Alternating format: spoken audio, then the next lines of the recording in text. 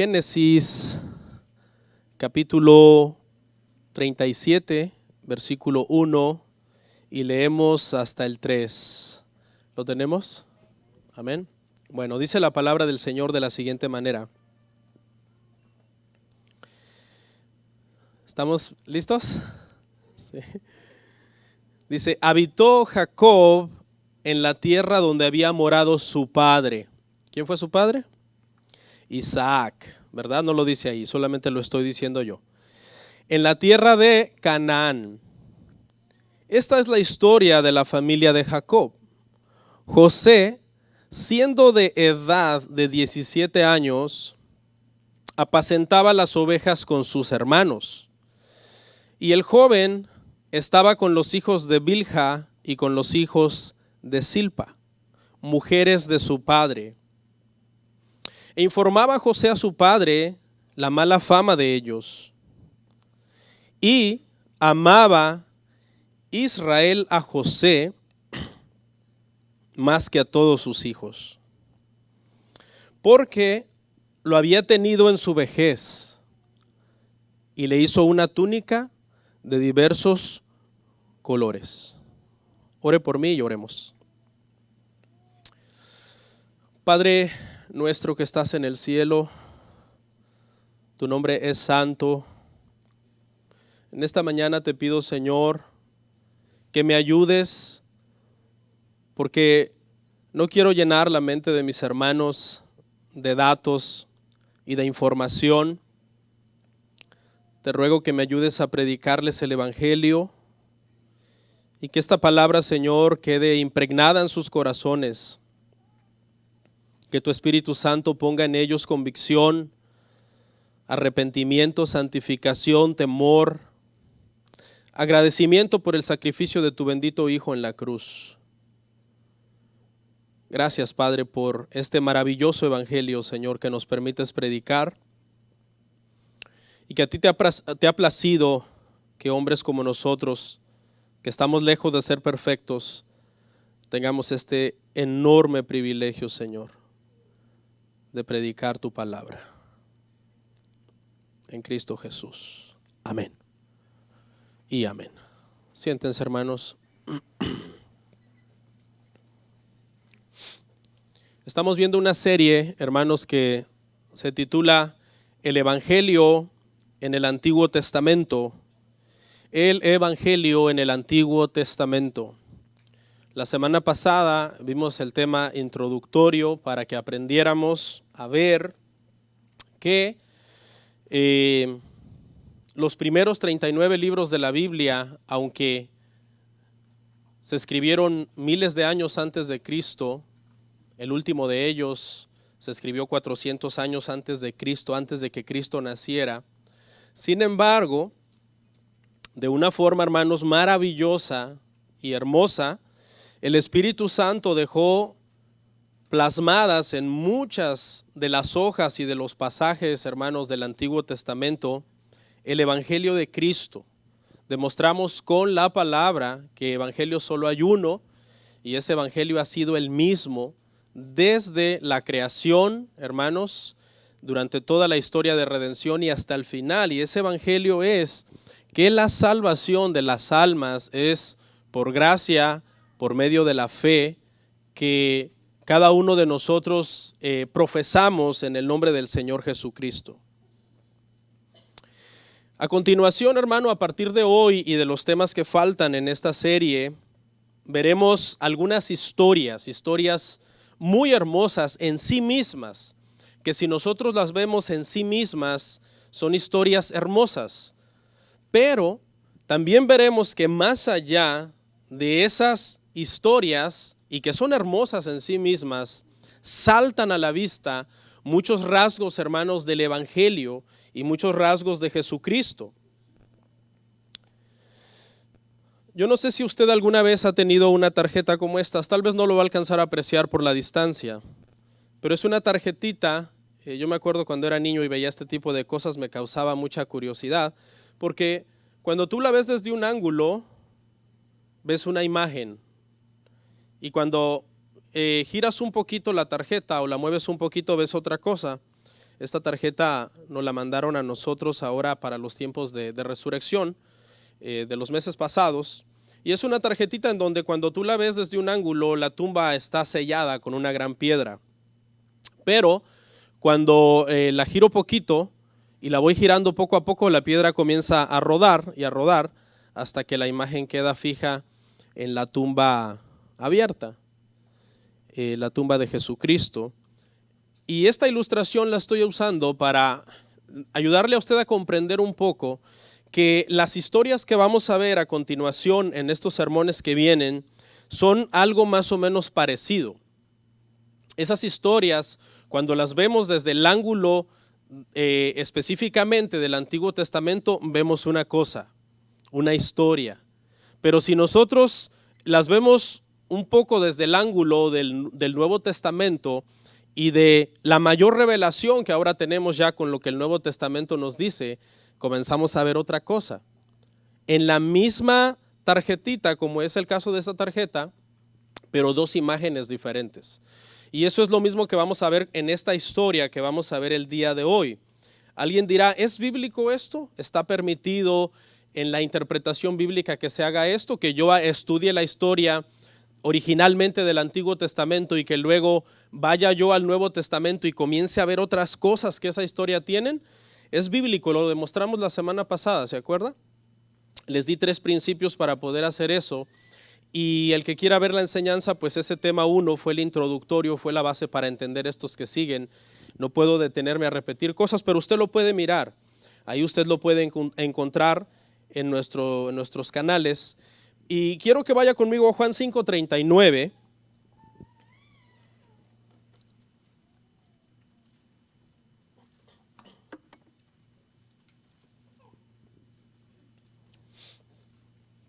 Para reforzar este comentario que acabo de hacer de que es bíblico buscar en el Antiguo Testamento a nuestro Señor Jesucristo. Mire lo que dice: escudriñad las Escrituras porque a vosotros os parece que en ellas tenéis la vida eterna. Y, dice el Señor, ellas son las que dan testimonio de mí. Nosotros sabemos que cuando Jesucristo dijo esto hace aproximadamente 2000 años, hermano, antes de que Él fuera a la cruz, el Nuevo Testamento no existía, ¿ok? No existía como nosotros conocemos hoy el Nuevo Testamento. Nuestro Salvador está hablando aquí entonces de qué escrituras, del Antiguo Testamento. Él nos está autorizando y nos está dando permiso para que cuando leamos el Antiguo Testamento, nosotros lo busquemos a Él en los pasajes del Antiguo Testamento. Porque, como lo he dicho antes, y yo creo que la repetición no es mala, el Antiguo Testamento, erróneamente mucha gente cree que es un libro sobre Israel, ¿ok? Pero en este verso de Juan 5:39, Jesús nos deja en claro que el Antiguo Testamento es un libro sobre Él. Habla sobre Israel, es cierto. Habla de la nación y los mandamientos que Dios les dio y cómo formó la nación y toda la historia. A mí me encanta, yo soy un apasionado de la historia. Es la materia de las que más me gusta, ¿no? Cuando estudié y había matemáticas, ciencias naturales e historia era lo que a mí más me gustaba. Entonces, habla mucho de Israel el Antiguo Testamento, pero no es un libro sobre Israel, es un libro sobre Jesús. Israel en el Antiguo Testamento realmente solamente es como un tipo de Cristo en sí. Y Cristo viene a ser el Hijo verdadero de Dios, porque Israel en el Antiguo Testamento es el Hijo de Dios que siempre está pecando y siempre está faltando y siempre está fallando a la ley de Dios. Y el verdadero Israel, por decirlo así, entonces es Cristo, el Hijo verdadero de Dios que cumple la ley a cabalidad y a perfección. Nuestro tema, hermanos, hoy se llama el Evangelio según José. Usted sabe, hermanos, que nosotros en nuestra Biblia tenemos 4 evangelios. Ayúdeme a enumerarlos usted que sabe. El Evangelio según Mateo, el Evangelio según Marcos, el Evangelio según Lucas y el Evangelio según Juan. Bueno, en estos estudios no vamos a ver el Evangelio según ninguno de estos 4 evangelistas. Vamos a llamar a escena a otros evangelistas y vamos a ver claramente cómo en la vida de ellos podemos ver el Evangelio. Y el primero es José. José el hijo de Jacob, el nieto de Isaac, el bisnieto de Abraham. Un gran hombre. Esta historia es de las favoritas de los niños. Mis hijos cuando eran más pequeños podían ver 50 veces una película bíblica de David o de Moisés o de José. Hay muchas historias en la Biblia que son maravillosas. Dios ama tanto, hermanos, a la humanidad que miles de años antes de que Cristo viniera, Él comenzó a pintar en el Antiguo Testamento imágenes de Cristo, imágenes entre comillas, porque no estoy hablando de imágenes que fueron pintadas con un pincel y con pintura. Estoy hablando de imágenes de Cristo que fueron pintadas en las páginas del Antiguo Testamento por medio de palabras y por medio de historias. Y es maravilloso. Con la ayuda del Señor, espero que podamos lograrlo hoy, que el Señor me ayude para ayudarle a usted a lograr ver esto. La primera aclaración que quiero hacer antes de entrar al análisis del sermón, hermanos, es que este sermón es un clásico. ¿Ok? No soy el primero que predica este sermón, ni seré el último. Este sermón en donde se hacen paralelos entre la vida de José y la vida de Jesús es algo que muchos eruditos y expertos lo han hecho a lo largo de la historia. Y es que es tan maravilloso, hermano, es que el cuadro es tan hermoso que uno no se cansa de admirarlo. Y yo cada vez que oigo los paralelos que hay entre la vida de José y de Jesús, yo vuelvo a dar gloria a Dios. Pero es que ya lo oíste una vez, no importa, yo le vuelvo a dar la gloria a Dios, porque es que es maravilloso ver tantas cosas en la vida de José que son exactamente tipos, hermano, tan exactos para repetir de la vida de nuestro Salvador Jesucristo. Vamos a dividir nuestro sermón en 4 puntos. Número 1, vamos a ver a José como el hijo amado de su padre. Número 2, vamos a ver cómo José fue odiado y maltratado por sus hermanos. Número 3, vamos a ver cómo José, hermano, es encumbrado como el hombre más poderoso en la tierra.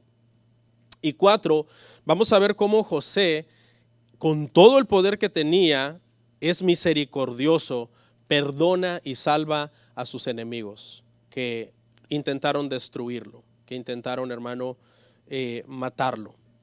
El primer punto, José es el hijo amado de su padre.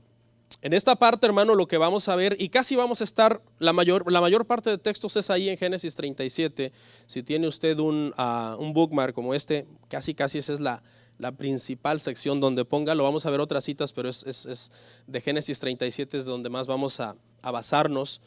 Y lo primero que vemos, hermanos, es que Jacob o Israel, que es la misma persona, el nombre Jacob fue el que él recibió de nacimiento, fue el nombre que le dieron sus padres, y el nombre Israel es el nombre que le dio Dios. Dios le cambió el nombre, pero es la misma persona. Y Jacob, hermano, tuvo varios hijos, tuvo 13 hijos, ¿no? Si contamos a Dina.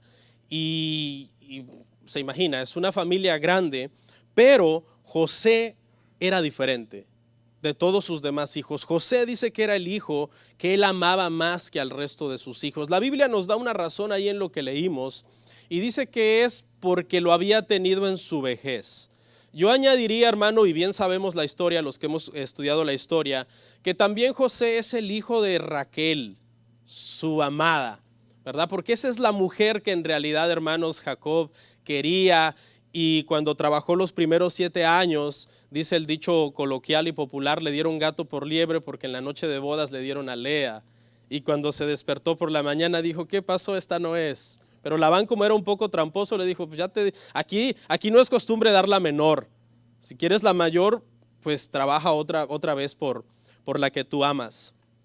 Entonces, está interconectado, era su hijo amado, hijo primogénito, por decirlo así, de Raquel, porque Raquel tuvo otro hijo después que se llamó Benjamín, ¿se acuerda?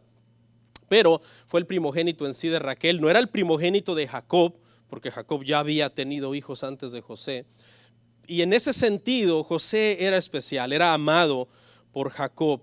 Y para demostrar su amor, aquí podríamos discutir si fue sabio, si no fue sabio, pero sabemos, hermano, que obviamente todas estas cosas eran tipos de Cristo y que en su providencia, pues Dios así lo permitió, que se orquestaran las cosas. dice que le hizo una túnica de colores. Estamos ahí en Génesis 37, al final del verso 3.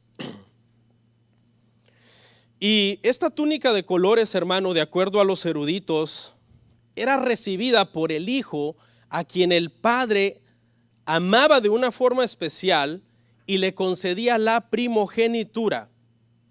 Y ser primogénito en aquel entonces llevaba una implicación económica también. Recibía una doble porción de la herencia a diferencia del resto de sus hermanos.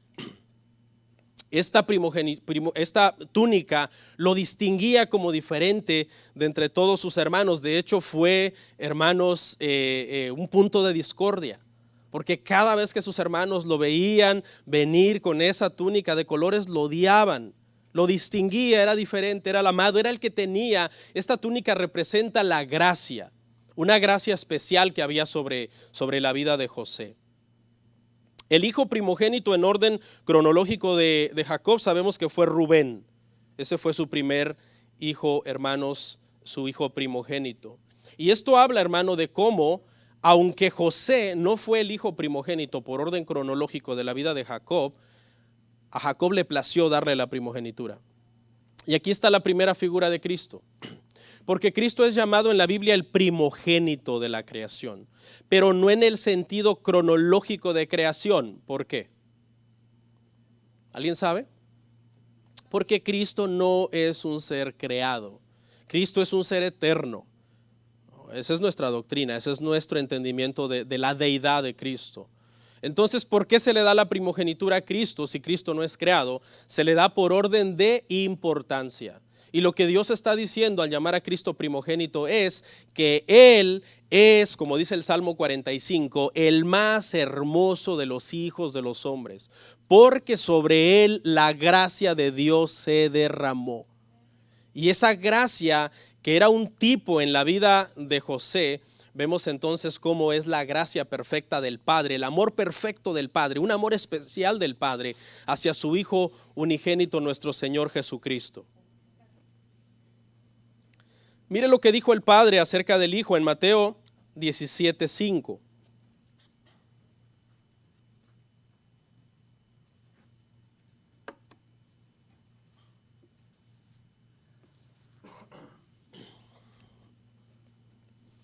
Mientras él aún hablaba, una nube de luz los cubrió. Y aquí una voz de la nube que decía: este es mi Hijo amado, en quien tengo complacencia, a él oíd. Esta es la segunda vez en Mateo que el Señor está diciendo: este es mi Hijo amado. Si usted quiere ver la primera vez en su casa, vea Mateo 3:17 en su bautismo, cuando el Señor se bautiza y se oye una voz de los cielos, manifestada ahí la Trinidad de Dios, el Padre, el Espíritu Santo y el Hijo, y el Padre diciendo esta misma expresión: Él es mi Hijo amado, Él es a quien ustedes deben oír. Y ese amor por Jacob, de Jacob por José, entonces no es más que una sombra de este amor que el Padre tiene, un amor especial que el Padre tiene, hermanos, por Jesucristo. José fue muy diferente. José se guardó en santificación como ninguno de sus hermanos. Wow, la santificación de José y de Daniel a mí siempre me ha admirado, siempre ha marcado mi vida, la santificación de José y la santificación de Daniel, pero en este caso estamos hablando de José. Rubén, el hijo primogénito y que debió de haber sido ejemplo, se metió con una de las esposas de su padre. Judá, que proféticamente fue muy grande porque de él descendió nuestro Salvador, dice que hubo un momento que se metió con su nuera pensando que era una ramera. La historia está toda en Génesis 38, usted la puede leer. Leví, de quien descendió el sacerdocio, un día enfurecido porque un hombre había mancillado a su hermana Dina, tomó la espada y junto con otro de sus hermanos engañaron a un pueblo, le dijeron: circuncídense para que sean de nuestro pueblo, y justo cuando estaban débiles a causa de los cortes, llegaron y espada en mano mataron a todos en ese pueblo. Manchas y cosas feas en la vida de los hermanos de José, pero José es diferente. José salió huyendo cuando una mujer lo estaba acosando. Y lo he dicho antes y creo que no es malo repetirlo, pero José humanamente, si nosotros lo viéramos desde el punto de vista humano, él hubiera dicho, yo tengo razones para acostarme con esta mujer. Soy joven, estoy con la hormona alborotada, no soy casado, no tengo mujer con quien desahogar mis ansias. Además, este señor que es el esposo de esta mujer es mi amo, yo soy su esclavo. Soy un esclavo, debería aprovechar esta oportunidad y meterme con esta mujer, porque dice que cuando él estaba de esclavo en la casa de Potifar, su esposa, la esposa de Potifar, lo comenzó a seducir y no cualquier seducción, sino que lo atosigaba todos los días, duerme conmigo, y a veces cuando uno puede jugar con la tentación te puede acabar venciendo, pero José jamás jugó con la tentación, nunca. Él nunca contempló la posibilidad de decir, debería hacerlo. Él siempre cortó con esa tentación, al grado que él salió huyendo, y esto habla de la santidad de José. Mire lo que dice Génesis 39:9. Espero no alargarme mucho este día, pero este sermón es un sermón especial y he orado mucho por él, y quiero que hoy quiero que el Señor Jesucristo, hermano, hable directamente al corazón de algunas personas que están buscando, hermanos, algo diferente en su vida. No hay otro mayor que yo en esta casa, y ninguna cosa me ha reservado sino a ti, por cuanto tú eres su mujer. ¿Cómo pues haría yo este gran mal? Y escucha, esta es la frase que quiero resaltar: y pecaría contra Dios. Sabemos que José era un hombre pecador, ¿verdad? ¿Por qué? Porque la Biblia dice en Eclesiastés 7:29, me parece, no traigo la cita, usted la lee en su casa, que no hay hombre que no peque. Y José era un hombre. Por lo tanto, José era pecador. Pero la Biblia, hermano, intencionalmente no menciona ninguno de los pecados de José. Lo presenta como un hombre recto, íntegro, justo en todo lo que hace. En todo donde él lo ponían, hermano, él era el candidato a ser el jefe, ya fuera de los esclavos o ya fuera en la cárcel, en cualquier lado, a causa de su integridad y a causa de su justicia. Y esto no es otra cosa más que una figura clara de la santidad perfecta de Jesucristo. Mire lo que dice Hebreos 4:15, porque no tenemos un sumo sacerdote que no pueda compadecerse de nuestras debilidades, sino uno que fue tentado en todo según nuestra semejanza, pero sin pecado. Jacob amaba a José, le dio una túnica de colores. La gracia de su padre estaba sobre él había hallado gracia sobre su padre. José era especial, se guardó en santificación. Y Cristo igual, especial, el primogénito del Padre. El Padre le dio gracia abundante, fue lleno completamente del Espíritu Santo para cumplir con su ministerio. Y el Señor también dice allí en Hebreos 4:15, fue sin pecado, completamente puro, completamente limpio. Isaías dice que no hubo engaño en su boca. ¿Se imagina el nivel de rectitud y el nivel de perfección que tenía nuestro Salvador? Y ahora vamos al segundo punto. Y es que José, hermano, fue odiado y fue maltratado por sus hermanos, que se volvieron sus enemigos prácticamente. En este segundo punto veremos cómo, hermano, la envidia de sus hermanos hace que ellos lo odien. Mire lo que dice Génesis 37:12 y 13. Después fueron sus hermanos a apacentar las ovejas de su padre en Siquem, y dijo Israel a José: tus hermanos apacientan las ovejas en Siquem, ve y te enviaré a ellos. Y él respondió: heme aquí. Señor, que así nos contestaran nuestros hijos, ¿verdad? Maravilloso que tú le digas: hija, lava los trastes, y tu hija así con las manos cruzadas: heme aquí, madre. Wow. Hijo, por favor, recoge tu cuarto. Heme aquí. Pero esto habla, hermanos, de cómo José ahora comienza un ministerio de sufrimiento voluntariamente. No es que el padre lo envía a la fuerza, no es que el padre lo obliga. Y esto habla obviamente de la obediencia perfecta, hermano, que Jesucristo tuvo también hacia su padre. Heme aquí, respondió José. Mire lo que dijo Jesucristo, Filipenses 2:8. O lo que hizo Jesucristo, mejor dicho. Y estando en la condición de hombre, se humilló a sí mismo, haciéndose obediente hasta la muerte y muerte de cruz. Jacob sabía, hermano, que sus otros hijos no eran igual que José, que necesitaban la gracia, que necesitaban la ayuda de José. De la misma forma, hermano, que Dios sabe que nosotros, aunque somos hijos por adopción, ¿verdad? Jesucristo no es hijo por adopción, Jesucristo es de la misma esencia del Padre, nosotros somos hijos por adopción. El Señor jamás, hermano, el amor del Padre hacia el Hijo se puede comparar con el amor que Dios tiene por nosotros, porque ese es un amor especial en la deidad.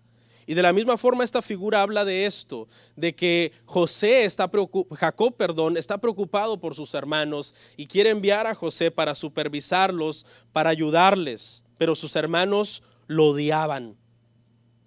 No le dijeron gracias por venir a ver cómo estamos, hermano. José iba con buenas intenciones, pero ellos lo recibieron con malas intenciones. Mire lo que dice Génesis 37:4. Y viendo sus hermanos que su padre lo amaba más que a todos sus hermanos, le aborrecían y no podían hablarle pacíficamente. Lo aborrecían, tenían envidia de él.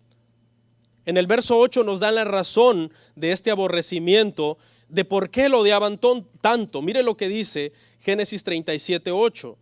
Le respondieron sus hermanos: ¿reinarás tú sobre nosotros o señorearás sobre nosotros? Y le aborrecieron aún más a causa de sus sueños y de sus palabras, porque José les había contado sus sueños y él le había dicho que él había visto en un sueño como todos los manojos de trigo de sus hermanos lo rodeaban y se postraban y hacían reverencia ante el manojo de él, y también vio al sol y la luna y las estrellas que hacían reverencia ante él. Y todo esto hablaba de cómo Dios tenía un plan maravilloso para la vida de José y esto se iba a cumplir en un futuro, y representa a la perfección, hermano, lo que sucedió con nuestro Señor Jesucristo. Igual Él vino de la misma manera que José llegó y su intención era ayudar a sus hermanos. Desde el momento que lo vieron venir dijeron: tú no reinarás sobre nosotros. Y Jesucristo vino con ese propósito, con buenas intenciones. El mundo lo recibió con malas intenciones. La Biblia dice que los suyos no lo recibieron. Mire lo que dice Juan 1:11.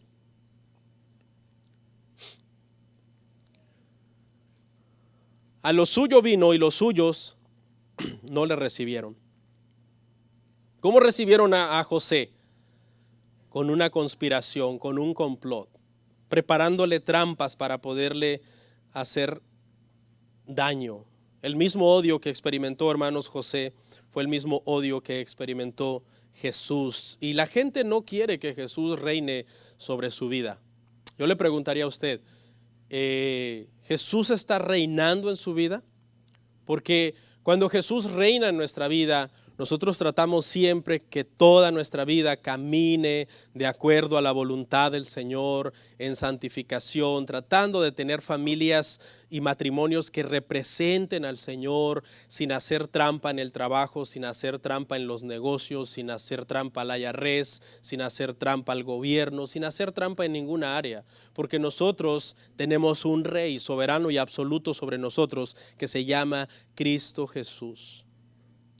Pero los hermanos de José no querían que él reinara sobre ellos, como la gente hoy tampoco quiere, hermanos, que Cristo reine sobre sus vidas. José fue un siervo sufriente, comenzó a sufrir desde el momento en que llegó a ver a sus hermanos y sus hermanos lo recibieron con planes malévolos. Mira el verso 18 en Génesis 37. Lo que comenzó a pasar por la mente de estos hermanos cuando ellos lo vieron de lejos. Antes que llegara cerca de ellos, conspiraron contra él para matarle. ¿Qué pasó con Jesús? Exactamente lo mismo. Cuando lo vieron y vieron que él comenzó a predicar el evangelio y a sanar a los enfermos y a hacer muchas cosas, comenzaron a conspirar contra él para matarlo también. Lo vemos en Mateo 26, 3 y 4. la misma conspiración que recibió José, la misma conspiración que recibió Jesús. Entonces los principales sacerdotes, los escribas y los ancianos del pueblo se reunieron en el patio del sumo sacerdote llamado Caifás y tuvieron consejo para prender con engaño a Jesús y matarle. La misma palabra que conspiraron los hermanos de José. Conspirar es planear algo con malicia, con engaño, con trampa.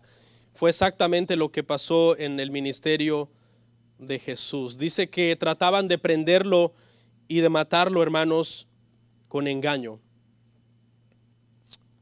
A José lo comenzaron a despojar. Mire el verso 23 y 24 de Génesis, 37. Génesis 37, 23, 24. Lo vieron de lejos, conspiraron para matarlo, y cuando llega, mire lo que sucede. Sucedió pues que cuando llegó José a sus hermanos, ellos quitaron a José su túnica. Dijeron, por fin, la túnica de colores que tenía sobre sí, y le tomaron y le echaron en la cisterna. Pero la cisterna estaba vacía, no había agua en ella. ¿Usted cree que lo querían bañar? ¿Usted cree que le querían dar de tomar agua porque dijeron, pobre José ha de traer sed? Lo querían ahogar, lo querían matar. Pero la providencia de Dios, mire, no había agua, porque es que había un plan. Que lo torturaran y lo trataran de matar y lo odiaran era parte del plan, pero que lo mataran no. ¿Lo puede ver? No lo querían asustar, lo querían matar. Yo me imagino que José, yo miré una película hace años donde ilustraron muy bien esta escena, yo me la imagino así, que fue un tanto de pánico la escena, porque José era un muchacho, ¿cuántos años tenía? 17 años. Y estos hombres hechos y derechos, pelo en pecho, barbones, bigotones, altos, grandes, lo intimidaron, lo comenzaron, hermano, a jalonear y amedrentar con frases como, por ejemplo, se me ocurre pensar, ¿a dónde está tu padre ahora? ¿Dónde está el que te hizo esta túnica? Y se la arrancaron. Estabas diciendo que ibas a reinar sobre nosotros, ¿no lo puedes repetir por favor una vez más? ¿Qué soñaste? Exactamente lo que le hicieron a Jesús. Mire lo que dice Mateo 27, 27 al 28. Entonces los soldados del gobernador llevaron a Jesús al pretorio y reunieron alrededor de él a toda la compañía, y desnudándole le echaron encima un manto escarlata. Le quitaron la túnica a José, le quitaron su ropa a Jesús. Lo rodearon y comenzaron a amedrentarlo con amenazas de muerte, y a Jesús también. Dice que lo golpeaban y lo escupían y le decían, profetiza, ¿dónde se ha ido el espíritu que te golpeó? ¿Dónde está tu padre? Si no decías que eres Dios, desciende de esa cruz. Si de verdad eres Dios, como tú dices, si de verdad Dios está contigo. Y lo comenzaron, hermanos, a torturar y a golpear. Esta compañía de soldados, hermano, era un grupo de soldados, hermano, temerarios. No era cualquier gente. La pasión de Cristo ilustró muy bien la tortura que le dio esta compañía a Jesucristo. Eran gente, hermano, que con solamente pensar que podías caer en manos de los soldados romanos era de temer. Por eso hay un pasaje donde Jesucristo les dice a sus enviados, no temáis a los que pueden matar el cuerpo. Porque había un peligro constante en caer en manos de estos, hermanos, sanguinarios, torturadores, zetas, por decirlo así. Y era de temer. Lo desnudaron. A José lo desnudaron y lo echaron al fondo de una cisterna. A Jesús lo desnudaron, lo crucificaron, se burlaron de él, lo mataron y lo pusieron al fondo de una tumba. Pero ambos no estaban muertos. Jesucristo, en el proceso en que muere, sigue vivo, porque el espíritu es eterno. El cuerpo muere porque recibe todo el castigo del pecado en la cruz. Pero acuérdense, hermanos, que morir no es cesar de existir. Tenemos eso claro, ¿verdad? Mucha gente entiende que morir es cesar de existir. No, morir es simplemente pasar de esta humanidad donde nosotros estamos, pero el espíritu sigue existiendo. Así que el Señor a los 3 días se levantó, hermanos, de entre los muertos. Del mismo modo que cuando José, ellos vieron que estaba vivo, lo sacan de la cisterna porque Los paralelos siguen, hermano, las verdades paralelas entre la vida de José y Jesús siguen. Y ahora se les ocurre venderlo. Mire lo que dice el verso 28, Génesis 37.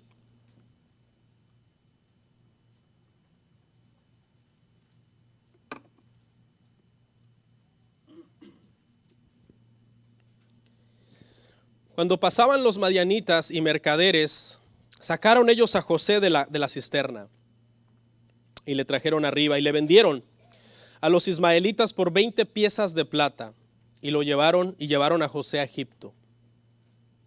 ¿Sabe de quién fue idea de vender a José? La Biblia dice ahí mismo, léalo en su casa, en el mismo capítulo, capítulo 37 de Génesis, versos 26 y 27, hágale highlight a esos versos. La idea de vender a José fue idea de Judá. ¿Y sabe cómo se dice Judá en la era del Nuevo Testamento? Apenas lo vimos en la epístola de Judas. Judas. Wow. Judá o Judas vendió a José y Judas o Judá, que es lo mismo, vendió a Jesús.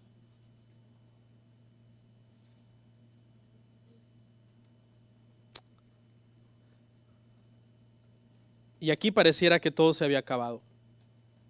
Los sueños no se iban a cumplir, José iba como esclavo, Jesús estaba en la tumba, muerto, todo se acabó. Pero no, la historia en realidad apenas comenzaba. Y ahora es cuando vamos a ver nuestro punto número 3, porque José es nombrado ahora un poderoso en la tierra, un soberano en la tierra. Y ahora sí nos vamos a ir de Génesis 37 hasta el 41-38, Génesis 41-38.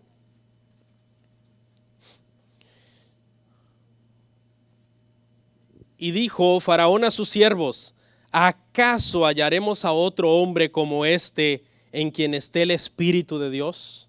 Usted ya debe conocer todo el contexto. Porque ahora José está en la presencia. Lo último que vimos de José es que José fue vendido a los ismaelitas, es llevado como esclavo. Pero ahora en esta escena han pasado 13 años ya. Por eso es que tú te pierdes. Tú dices, ¿qué pasó? Porque hay 13 años de historia que nos estamos saltando. Y en esos 13 años de historia, porque no sé si usted leyó, pero en Génesis 37 dice que José tenía 17 años y en Génesis 41-46, que es donde estamos leyendo ahorita, dice que ahora ya tiene 30. Lea 41-46 ahí en su Biblia, así brevemente. No lo traje, pero no lo vamos a proyectar, está bien así.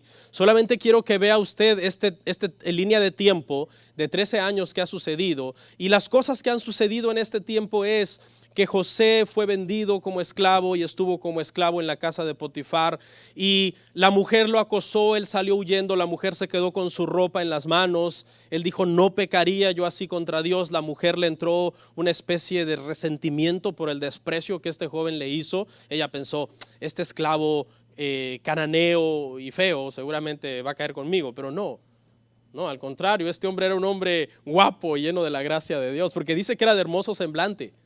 La Biblia dice que esta mujer lo veía y veía a José de hermoso semblante y por eso comenzó a tratar de seducirlo. Y eso ha pasado. La mujer lo acusa injustamente. Ella dice, no, él trató de violarme. Lo ponen preso. En la casa de Potifar, siendo esclavo, todo lo que tocaba prosperaba. Y ahora se va a la cárcel y todo lo que hace prospera. Inmediatamente lo ponen como jefe de todos los carceleros. Tiene acceso a ciertos presos VIP, como los presos que son el copero y el panadero del faraón, y un día están turbados por sus sueños y él les interpreta sus sueños correctamente. No quiero abundar mucho en la historia porque no me quiero alargar ahí, solamente estoy tratando de armar un contexto para usted. Interpreta los sueños, uno de ellos, el panadero, es ahorcado tal y como se lo interpretó, el copero es restituido a su puesto como lo interpretó, y un día el copero viene con la copa de vino para el faraón y el faraón está triste y el copero le dice, ¿qué pasó, faraón? ¿Por qué estás triste? Y él le cuenta, tuve un sueño, me tiene atormentado, nadie me lo ha podido interpretar. Y eso han pasado 2 años y el copero se acuerda que en la cárcel hay un hombre lleno de la gracia de Dios y que Dios está con él y que la palabra que él dice se cumple tal y como él la dice. Así que entonces el faraón manda llamar a José, dice que José se arregla, se afeita, viene ante la presencia de faraón y le interpreta el sueño. Las 7 espigas que soñaste flacas y secas y que se tragan a las 7 espigas robustas y llenas, y las 7 vacas flacas y escuetas que se tragan a las 7 vacas gordas y robustas, es un solo sueño. Y el hecho que Dios te lo ha dado 2 veces es porque es algo apremiante, es algo que vendrá y causará muchísimo daño, y eso es lo que significa. Vendrán 7 años de abundancia como nunca ha habido antes en Egipto. Pero a esos 7 años de abundancia le seguirán 7 años de hambre que barrerán con todo, y los 7 años de abundancia quedarán en el olvido. Y el faraón le dice: ¿qué hacemos? Y él comienza a aconsejarlo, porque la sabiduría estaba con él, porque Dios estaba con él, porque la Biblia dice que el principio de la sabiduría es el temor del Señor. Busca un hombre sabio, le dice, que en estos años de abundancia comience a almacenar en graneros y construyan graneros y almacenen todos los bienes necesarios para poder soportar los 7 años de hambre. Y es entonces cuando el faraón dice esto: ¿acaso hallaremos a otro hombre como este en quien esté el Espíritu de Dios? Y esto es una figura clarísima de Cristo, porque el Espíritu Santo, hermano, envistió con poder de lo alto a Cristo para su ministerio. Después de 13 años, hermano, de esclavitud, de dolor, de sufrimiento, de calumnias, de injusticias, ahora viene el tiempo de la restitución en la vida y el ministerio de José, porque había sido un hombre de Dios, fiel a Dios. Pasa entonces de ser un joven hebreo rechazado, esclavo, a ser el hombre más poderoso de la tierra después del faraón. Apenas lo habían valuado en 20 piezas de plata, pero ahora él es el Señor y dueño de la tierra. Lo mismo que pasó con Jesús. Decían: este es hijo del carpintero. ¿Acaso no están sus hermanos y sus hermanas entre nosotros? ¿Puede salir algo bueno de Galilea? Este es un comilón, un bebedor de vino, amigo de pecadores. ¿Y qué pasó con Cristo? Se levantó de entre los muertos, hermano, y es Dios entronado. Y eso fue lo que pasó. Mire, 2 cosas vamos a ver aquí en este pasaje, en el 41, 40, 41. Génesis 41, 40, 41. No traigo la cita, nada más estoy diciendo dónde está para que usted lo vea en su casa. Pero el punto es que dice: gobernarás en un trono sobre toda la tierra. Este es José.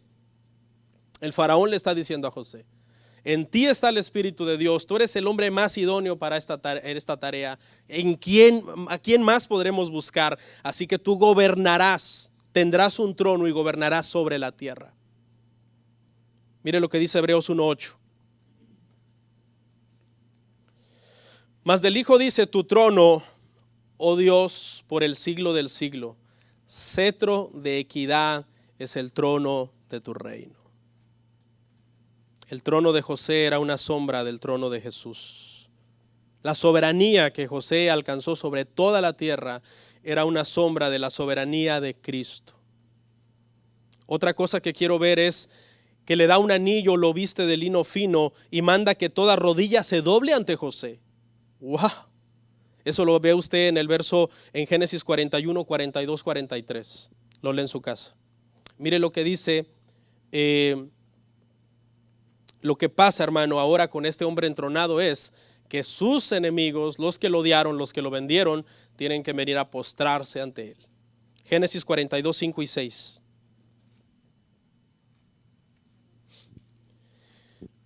Vinieron los hijos de Israel a comprar entre los que venían, porque había hambre en la tierra de Canaán, y José era el señor de la tierra, quien le vendía a todo el pueblo de la tierra. Y llegaron los hermanos de José y se inclinaron a él rostro a tierra. ¿Qué soñó José? Que sus hermanos se postraban ante él. No lo pudieron matar, no lo pudieron destruir. José tenía Dios tenía un plan, una misión grande para José.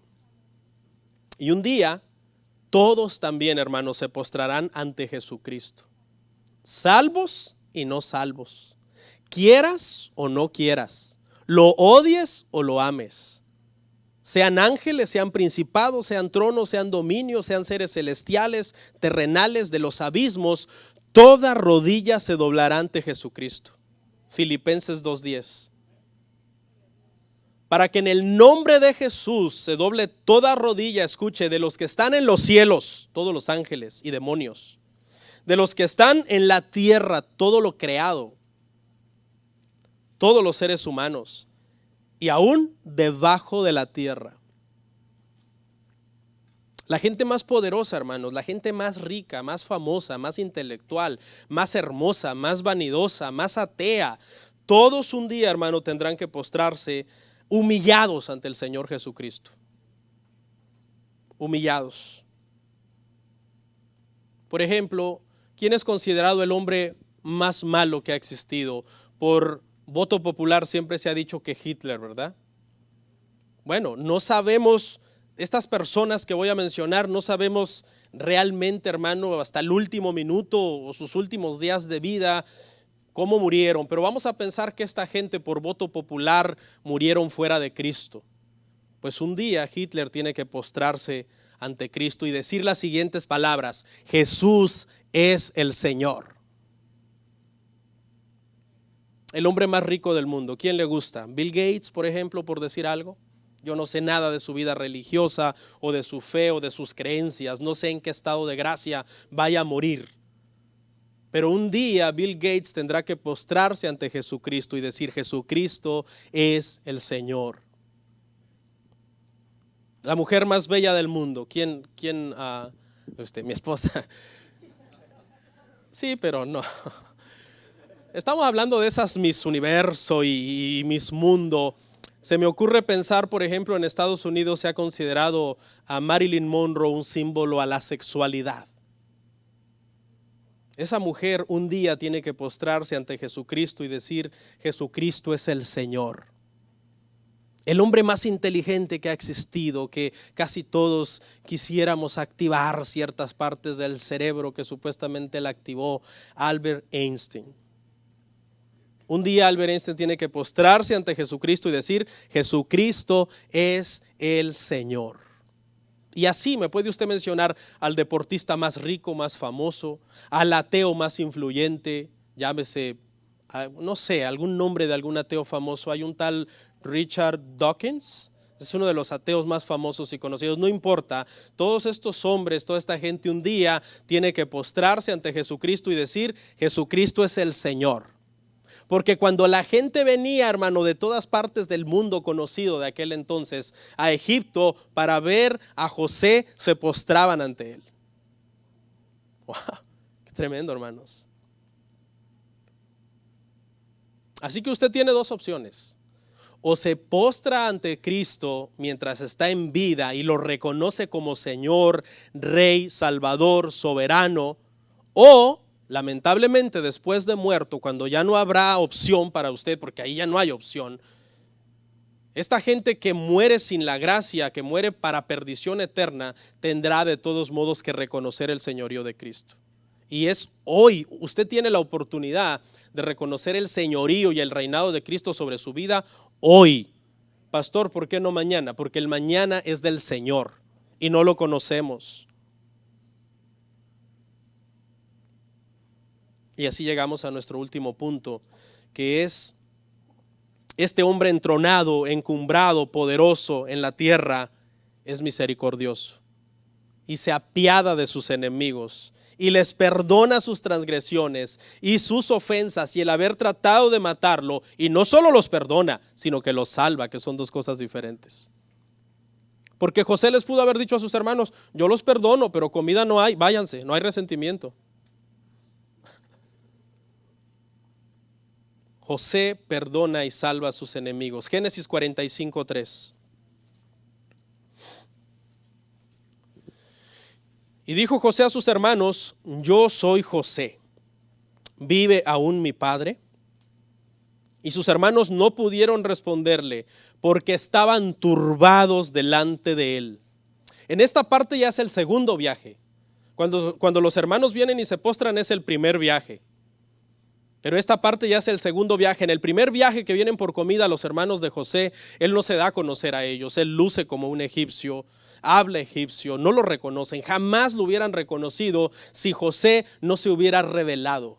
Y aquí hay una gran verdad teológica.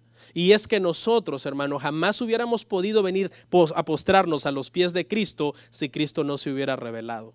Voluntariamente extendiéndonos su gracia y su favor y diciendo: eres mi escogido, eres mi hijo, te doy gracia, te quito la venda para que veas que yo soy tu Salvador. Ahora, en este segundo viaje, José se revela a sus hermanos. En el primer viaje no lo hizo. Mire lo que dice el verso 4 y 5 ahí mismo, Génesis 45, 4 y 5. Entonces dijo José a sus hermanos: acercaos ahora a mí. Y ellos se acercaron. Y él dijo: yo soy José, vuestro hermano, el que vendisteis para Egipto. Ahora pues, no os entristezcáis, ni os pese de haberme vendido acá, porque para preservación de vida me envió Dios. Ponga ahí el highlighter, delante de vosotros. Ellos pensaron que ellos lo habían vendido y que ellos lo habían enviado. No, fue Dios que lo envió. Y les dice: acercaos, acercaos. Les extiende esa confianza. Vengan a mí. La palabra dice: venid a mí, dice el Señor Jesucristo, ustedes que están cargados, que están trabajados, yo los haré descansar. Venid luego, dice Jehová en Isaías 1:18, y estemos a cuentas. Si vuestros pecados fueren rojos como la grana, serán emblanquecidos. El Señor llama: buscadme, dice, en tanto que estoy cercano. ¿Para qué? Para preservación de vida. Los hermanos procuraron el mal, pero Dios obró todo para bien. De hecho, Jerónimo, el traductor de la Vulgata Latina, unos 250 años después de Cristo, se hizo una traducción que se llama la Vulgata Latina, fue hecha por Jerónimo. Tradujo porque el faraón le dio un nuevo nombre a José. Yo no sé si alguien se acuerda qué nuevo nombre le dio. Lo llamó Safnat Panea. Lo llamó el faraón a José. Eso está ahí en Génesis 41:45. Génesis 41:45. Y Jerónimo, el traductor de la Vulgata Latina, tradujo Safnat Panea al latín Salvator Mundi, que quiere decir el Salvador del mundo.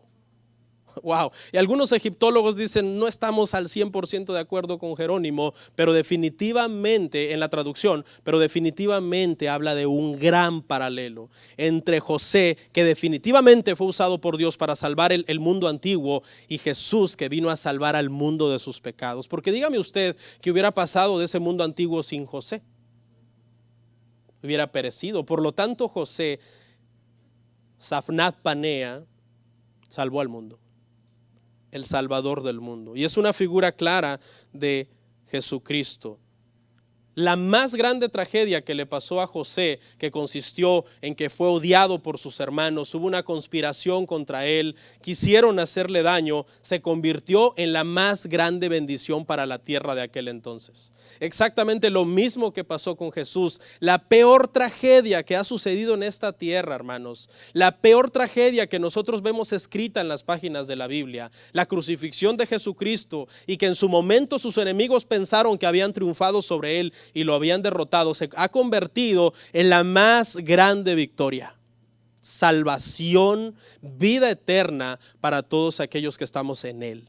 Que Él es nuestro Rey, que Él es nuestro Señor, que no nos avergonzamos de llamarlo Señor, que no nos avergonzamos de doblar nuestras rodillas ante Él.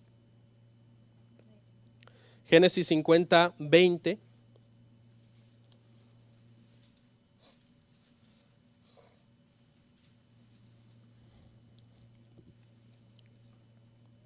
Les dice José a sus hermanos: vosotros pensasteis mal contra mí, mas Dios lo encaminó a bien, para hacer lo que vemos hoy, para mantener en vida a mucho pueblo. Dios siempre se glorifica, hermanos. Cuando nosotros hemos hallado la gracia ante Él, aún lo que la gente procure para tu mal, Dios lo orquesta para tu bien. Porque es mayor, hermano, el plan y el propósito de Dios para nuestra vida que los malos pensamientos o las cosas malas que los humanos nos deseen a nosotros. Mire lo que dice exactamente lo mismo en Hechos 4:27-28, pero ya como una realidad, ya no como esta sombra. Hechos 4:27-28, porque verdaderamente se unieron en esta ciudad contra su santo Hijo, Jesús, a quien ungiste, Herodes y Poncio Pilato, con los gentiles y el pueblo de Israel, para hacer cuanto tu mano y tu consejo habían antes determinado que sucediera. De la misma forma que los hermanos procuraron mal contra José, pero Dios orquestó todo para bien, de la misma forma todos los que se reunieron contra Jesús, Poncio Pilato y los soldados romanos y el pueblo que gritaba crucifícale y el sumo sacerdote diciendo, aconsejando mal al pueblo, pidamos a Barrabás, todo eso, hermano, Dios lo permitió, pero con determinado consejo ya previo del Señor, para la bendición, hermano, de los pecadores. El nombre José, ¿qué significa? El nombre José del hebreo Joseph tiene varios significados hermosos. Significa abundancia, significa el que aumenta, el que añade, el que multiplica. Y en su nombre llevó exactamente lo que fue su ministerio, porque él hizo abundar el alimento en los tiempos de hambre, ¿verdad? Él añadió vida y esperanza a los pueblos, que ya no había esperanza sin comida para toda la gente de aquel entonces. Todo lo que tocaba se multiplicaba, siendo esclavo donde estuviera. Pero ¿sabe qué? Todo esto son figuras del nombre de Jesús.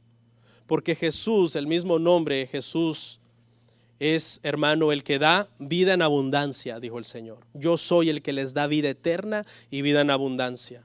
El que aumenta y multiplica las bendiciones en nuestra vida, el que le añade valor a lo que realmente somos en Dios. ¿Por qué éramos sin Dios, hermano? Tú dices, no, pues yo sin Dios no era nadie.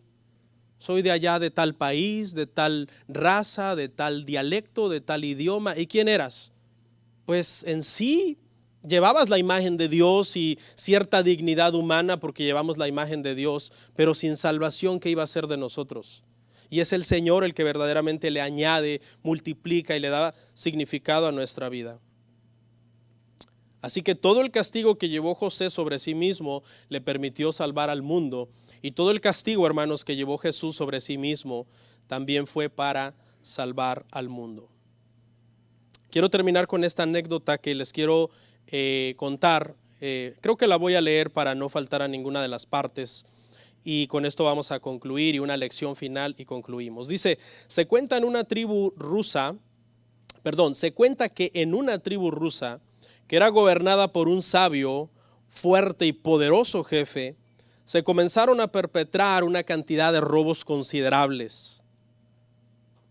El jefe dio la orden de que al encontrar al culpable se le dieran 10 azotes. Pero conforme los robos continuaban, él fue añadiendo más azotes al castigo hasta llegar a 40. Una cantidad tan grande que en la tribu solo él podía soportar por ser el más grande y fuerte de todos. Para horror de todos se descubrió que quien cometía los robos era la anciana madre de este jefe de la tribu. A lo que la gente comenzó a comentar y a preguntarse si el jefe cumpliría su palabra, si sería más su amor por ella para excusarla o si sería más su justicia para satisfacer su ley y condenarla a los azotes que ella merecía. Este jefe, siendo fiel y verdadero en su integridad, sentenció a su madre a recibir los 40 azotes, pero también siendo fiel y verdadero en su amor por su madre, justo antes que el látigo cayera sobre su espalda, él cubrió su frágil cuerpo con el suyo propio, recibiendo en él mismo el castigo que él había ordenado para ella. La lección, hermanos, creo que es más clara que nada. Esto fue exactamente lo que hizo Cristo por nosotros. Por su fidelidad, Dios, a su ley y a sus estándares que Él demanda de santidad para nosotros, Él dictó un castigo sobre nosotros y ese castigo es condenación eterna para todo aquel que no está en Cristo. Pero por amor a nosotros, Cristo vino a la cruz y puso su cuerpo en la cruz por nosotros para llevar el castigo que merecía nuestro pecado. Y de esa forma queda satisfecha la justicia de Dios y también vemos la más grande muestra de amor de Dios. Vamos a orar.